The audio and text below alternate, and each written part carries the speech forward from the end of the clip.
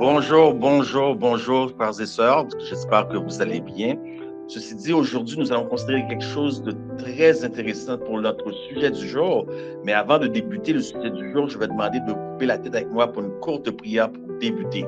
Éternel, notre Dieu, notre Père, nous te demandons de ne pas faire de nous des pécheurs plus intelligents, mais fais de nous des enfants obéissants, transformés et sauvés par la grâce qui veut appliquer tes principes dans tous les aspects de notre vie, ainsi que Paul nous dit, soit que vous mangez, soit que vous buvez, soit que vous fassiez toute autre chose, faites tout pour la gloire de Dieu. Et cela, nous te le demandons au nom de ton Fils Jésus-Christ. Amen. Amen. Bien-aimés, j'ai préparé, j'ai cuisiné un repas pour chacun d'entre vous ce soir qui m'écoutez sur la ligne. Donc, tout ce dont vous avez à faire, c'est immédiatement après la présentation de ce soir, vous allez vous rendre à l'aéroport. Ne vous inquiétez pas, dites au personnel de l'aéroport, vous êtes un ami, vous êtes une connaissance de serviteur Guillaume. Votre entrée dans l'avion est déjà garantie. Votre entrée dans l'avion est gratuite. Donc, vous allez venir chez moi, OK? Vous allez venir chez moi et je vous ai préparé un repas des plus succulents puisque le thème de l'étude d'aujourd'hui va porter sur la nutrition. Donc, vous n'avez qu'à venir chez moi, comme j'ai dit. Mais voilà, vous avez 3 choix au menu. Et à vous de... Non, 4 choix dans le menu. À vous de décider ce que vous allez manger. Il y a au menu des insectes. Il y a de la viande arrosée d'une sauce cancéreuse. Il y a du serpent, la sauce de serpent, venin de serpent. Il y a des matières fécaux. À vous de choisir ce que vous voulez manger. Et vous dites, mais il ne va pas bien dans sa tête. Il ne va pas bien dans sa tête puisque voilà ce qu'il nous offre au menu. Mais qu'en est-il, bien-aimés, si je vous disais que ce que nous mettons dans nos assiettes chaque jour est similaire, exactement identique avec les choses dont je viens de citer. Vous allez au supermarché, vous achetez une poitrine de poulet bien rosée, vous achetez votre morceau de bœuf bien rouge, et puis vous l'apprêtez et vous n'avez aucune idée de ce que vous mettez dans votre bouche. Vous n'avez aucune idée de ce qu'il y a dans votre assiette. Bien-aimé, ma petite entreprise de rénovation, peinture, etc. J'ai rencontré une personne, une vieille dame. Elle a été une de mes clientes pendant 5 années. Et puis, la dernière année, elle fut atteinte d'un cancer. Et c'était moi qui étais responsable, qui faisait ses commissions, qui la transportait, qui faisait l'entretien ménager de sa maison. Elle est décédée d'un cancer. Mais 36 heures auparavant, l'une de ses amies l'a téléphoné. Cette dame-là, elle demeurait à 3 minutes de chez moi. Elle a dit, je n'ai aucune nouvelle de cette dame XYZ. Peux-tu aller voir? Je suis allé voir et j'ai trouvé la dame étendue sur le plancher. Elle avait un cancer, elle venait de sortir de l'hôpital il n'y a pas longtemps. Je l'ai trouvée étendue sur le plancher. OK? Le corps de la dame était gris et le corps de la dame était bleu. Que devez-vous penser de cela?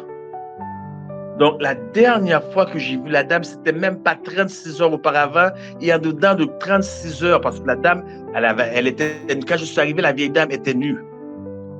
Donc, le corps était bleu et gris en l'espace de 36 heures. Donc, il y a un principe de décomposition qui a commencé. Et vous allez sur le marché, vous voyez une poitrine de poulet bien rosée, vous voyez un bœuf bien rouge.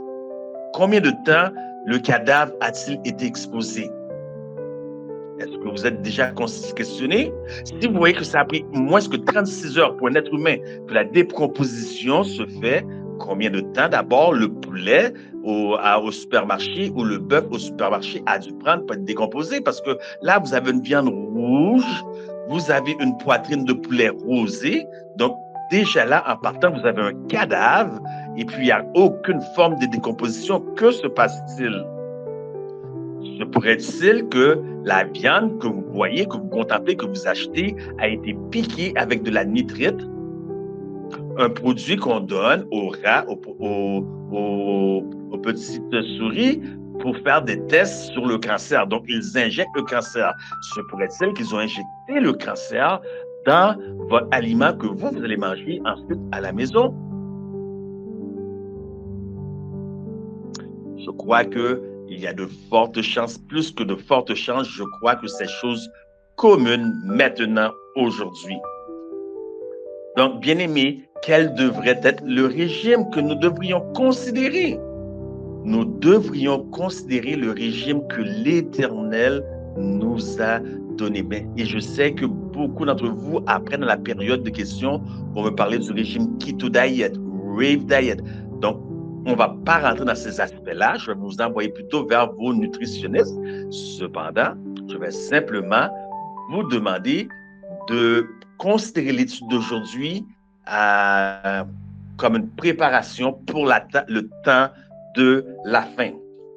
Puisque la nourriture a joué un très grand rôle dans l'histoire de l'humanité et le péché comme tel est rentré à partir de quelqu'un qui a mis quelque chose dans sa bouche qu'il n'aurait jamais dû mettre. Non seulement cette personne a mis quelque chose dans sa bouche qu'elle n'aurait jamais dû mettre, mais elle en a aussi donné à son mari. Nous savons que Ésaü a vendu son droit d'aînesse par rapport à la nutrition, la nourriture. Joseph, lorsqu'il était en Égypte, la nourriture, donc on savait qu'il y allait avoir une famine, la nourriture est impliquée encore ici même. Le roi Akab, nous voyons de la nourriture encore parce qu'il y a sécheresse, famine. Les 4 lépreux dans 2 Rois 7, verset 3 à 20, de la nourriture, puisqu'il y a une tactique militaire qui ont encerclé le peuple de Dieu. Les 4 lépreux ont dit, si nous restons ici sans rien à manger, nous mourrons. Mais si nous allons nous livrer, il y a des chances qu'on meure, mais il y a aussi des chances qu'il nous reste en vie. Il y a de la nourriture d'impliquer. Néhémie, c'était le porteur de vin du roi. Il y a nourriture aussi, puisque le boire fait partie de la nutrition. Nourriture aussi. Le prophète Osée, dans la Bible, nourriture, puisque la nation était dans un moment le plus prospéreux, je peux dire prospéreux, qu'elle a connu. Donc, ceux-là, ils ont commencé à attribuer les bienfaits à Baal. Nourriture impliquée. Jésus, la première tentation de Jésus, regardez, quelqu'un a chuté à cause de la nourriture. Adam et Ève, la première tentation de Jésus, quelle était la première tentation de Jésus? Nourriture. La destruction de Jérusalem en l'an 70, qu'est-ce qu'il y avait d'impliqué? L'armée romaine a encerclé, investi toute Jérusalem, de sorte que rien ne pouvait rentrer, rien ne pouvait sortir. Donc, le peuple était dans la famine, avait faim. Les femmes faisaient alliance entre elles en l'an 70, lors de la destruction de Jérusalem, faisaient des alliances entre elles, disaient, aujourd'hui, nous allons manger ton fils et demain, nous allons manger le mien. Nourriture d'impliquer. Tactique militaire, nourriture. L'Église, aujourd'hui, l'Église aussi a le même problème. Elle est impliquée dans une histoire de nourriture. Allons-nous manger le pain de vie, le pain qui vient du ciel, ou allons-nous manger à la table de Jézabel? Nourriture. Tout est nourriture. Mais lorsque nous considérons la prophétie, puisque nous sommes dans un temps prophétique, lorsque nous considérons par exemple Daniel, que trouvons-nous? Daniel chapitre 2 à Daniel chapitre 12. Nous trouvons l'histoire et la prophétie. Donc, notez que j'ai dit Daniel 2 à Daniel 12. Je n'ai pas parlé de Daniel chapitre 1. Donc, avant histoire et prophétie, nous avons nutrition. Est-ce que vous comprenez l'importance de la nutrition, bien-aimés? Puisque durant dernière satandémie, la C-19, les gens devaient porter des masques, les gens devaient avoir des carnets, les gens devaient faire toutes sortes de choses pour pouvoir rentrer dans les supermarchés. Moi, je ne portais aucun de ces trucs-là. Je n'ai pas pris la morsure babylonienne dans mes bras. Donc, à un moment donné, les gens me questionnaient. Les gens me demandaient mon carnet vaccinal. Les gens me demandaient pourquoi je ne porte pas de masque. Et j'invoquais mes droits religieux et mes droits médicaux. Mais total, ils ont fini par cesser de me demander cela. Ils voulaient vraiment une preuve parce que moi, je leur disais mes droits. Ils voulaient des preuves. Ils voulaient que je montre les papiers. Moi, j'ai dit non. Et c'est alors que les gens ont commencé à appeler la police pour moi. C'est arrivé juste à temps que la Russie et l'Ukraine sont partis en guerre, ce qui a enlevé tout le poids de cette histoire parce que je me demande comment j'allais faire. Puisque maintenant, je n'aurais pas été capable d'aller dans aucun supermarché puisque aucun d'entre eux voulait avoir affaire avec moi, étant donné que je ne portais pas de masque, que je n'avais pas pris la morsure babylonienne. Donc, si ça n'avait pas arrêté, aujourd'hui, j'aurais peut-être été mort de faim. Donc, la nourriture joue un très, très grand rôle, bien-aimé. Donc, nous avons vu que le régime que Dieu nous a donné, réellement, c'est un régime d'après Genèse 1, 29, de grains, de fruits, de noix et de légumes. Lorsque nous parlons de légumes, il faut faire très attention puisque, comme un exemple, les épinards, il y a beaucoup d'oxalate dedans. Donc, lorsqu'on prend ça en trop grande quantité, qu'est-ce que ça va faire? Ça va vous donner des pierres aux reins. Donc, il faut faire attention, il faut toujours avoir de la balance, manger équilibré. Pourquoi des fruits et légumes comme nutrition? Dieu nous a-t-il donné comme nutrition? Nous trouvons dans les fruits et légumes deux aspects très importants. Donc, nous trouvons le polyphénol et le flavonoïde. Donc, qu'est-ce que cela fait dans les fruits, bien-aimés? Dans les fruits, vous n'avez aucune raison d'aller visiter les médecins, d'aller prendre, vous avez tout pour vous guérir naturellement. Et nous, chez M3A Medical Missionary, c'est ce qu'on présente aux gens de la guérison de manière naturelle. Donc, les flavonoïdes et les polyphénols qu'on trouve dans les fruits et dans les légumes, cela aide à prévenir pour des maladies telles que le cancer, telles que des maladies des problèmes digestifs, des maladies cardiovasculaires, des maladies neurodégénératrices telles que l'Alzheimer, Parkinson. Ça a beaucoup de choses. Ça fortifie la bactérie Bifidobacterium. Et la semaine dernière, je crois, ou l'autre semaine d'avant, lorsque nous parlons de la C-19, nous avons remarqué que tous ceux qui avaient pris la piqûre babylonienne dans le bras, il leur manquait tous une bactérie dans le corps qui était la bifidobactérienne. Donc, les flavonoïdes et les polyphénols aussi, eux, ils aident à ce qu'aucun caillou sanguin se forme dans le corps. Ça aide la mémoire. Donc, vous les trouvez dans beaucoup d'aliments tels que les abricots, pommes, cerises, citrons, nectarines, pêches, poires, pommes grenades, tout ce qui est baie, vous allez trouver dedans. Donc, maintenant, bien-aimés, qu'est-ce que vous devez considérer au juste lorsque nous parlons de nutrition? Il y a divers aspects que vous devez considérer. Le premier aspect, c'est simple, ce sont les couleurs. Si vous mettez quelque chose dans le poêlon, quelque chose de jaune et que ça sort vert, jetez-le. Si vous mettez quelque chose dans la poêlonne de vert et que ça sort brun, jetez-le. Les couleurs représentent les vitamines. OK? Donc, il faut aussi considérer dans le deuxième aspect les sels minéraux. Donc, beaucoup de gens, ne sachant pas comment cuisiner, qu'est-ce qu'ils vont faire? Ben, ils vont tout remplir leur assiette ou leur cuisson d'épices, ce qui est très mauvais, ce qui va vous donner des reflux gastriques. Donc, un peu de sel relève toute la saveur de la nourriture et je vous conseille fortement du sel himalayen ou du sel celtique.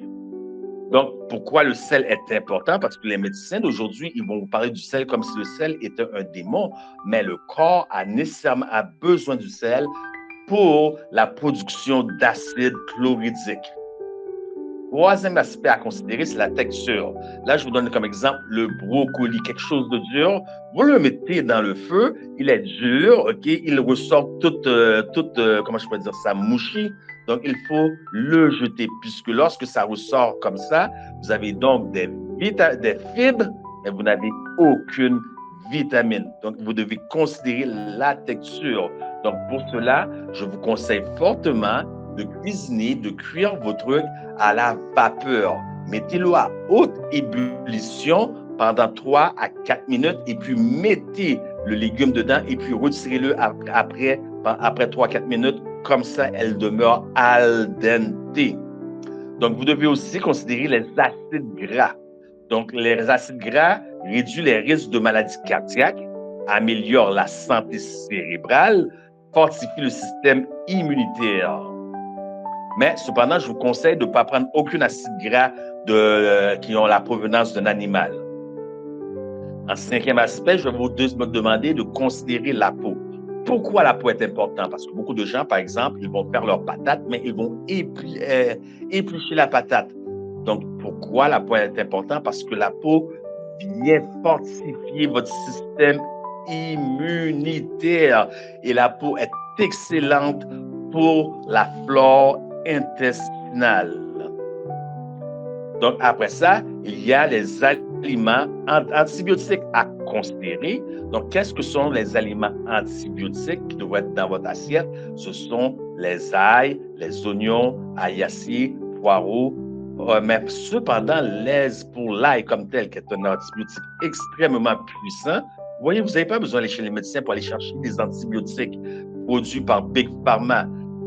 Pour l'ail, par exemple, vous devez comprendre que l'ail, ce n'est pas n'importe qui peut le prendre. Donc, s'il y a des contre-indications, surtout pour les personnes enceintes, donc il vaut mieux de consulter une diététicienne ou une nutritionniste. Il y a aussi un septième aspect à considérer, les oléagineux. Donc, vous devez maintenant aussi, en huitième aspect, considérer les probiotiques.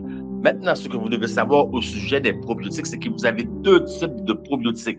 Vous avez un probiotique qui vient déjà fermenter et un autre probiotique qui va fermenter dans l'estomac. Donc, celle qui est déjà fermentée, on peut parler du kimchi, qui est déjà fermenté. Et moi, je suggère de ne rentrer rien, jamais, écoutez-moi bien aimé, ne rentrez jamais quoi que ce soit de fermenté dans votre système, c'est pas bon. Prenez le probiotique qui n'est pas encore fermenté, qui va fermenter, mais à l'intérieur comme du chou. OK? Neuvième, très important, parce que souvenez-vous, je vous ai donné un choix. Je vous ai parlé de sapin, je vous ai parlé d'excréments, je vous ai donné des choix comme au menu. Je vous ai parlé de viande, je vous ai parlé d'insectes. Donc, très important, ça c'est un des aspects les plus importants, la mastication. Aujourd'hui, on vit dans un monde, dans une société rapide. Souvent, sur l'heure du dîner, nous n'avons que 30 minutes pour manger. 30 minutes, je vous le dis déjà, ce n'est pas assez pour déguster un repas.